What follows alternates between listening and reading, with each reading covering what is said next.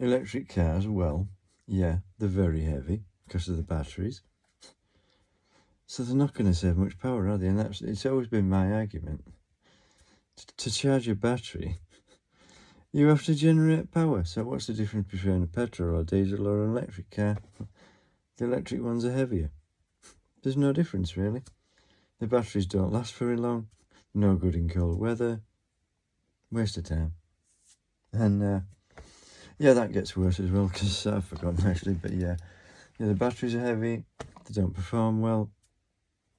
Oh yeah, apparently you can only charge them for 4 hours a night at home. So you have to go to the high-speed charging point, which will cost a lot of money to charge and all that. Oh yeah, they're good. Are they really? Are they that good for the environment? Because apparently we're running out of lithium, which they use to make the batteries, and it's also used as a medication. Lithium. But yeah, I've said all this before, but apparently it's some sort of salt batteries now, if they actually exist. And apparently there's a lot of money in lithium mining, but it's very dangerous and it's poisonous and all that. And what else I've forgotten?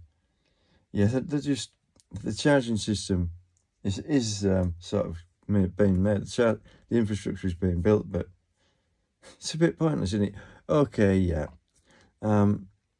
They can make a power station efficient and produce sort of clean energy, but they're all going nuclear now, and if one of them explodes, like two of in Japan, which you can add to the amount of radiation in the atmosphere. But well, yeah, I mean there was problems with that in the late 70s and early 80s, and a lot of it was Margaret Thatcher, wasn't it? But what did she do? Converted all the power stations to gas, and the miners ran out of money and had to give up, didn't they? It's mental. Well, is that an official? Probably an official term now. But I forgot. Yeah. Electric cars, expensive, waste of time. They're not really, slightly cleaner, but not that good for the environment anyway. Yeah, they don't produce the emissions, but it's what the emissions that are made to flipping produce them. It's like somebody said to me years ago when I rebuilt the engine in that one.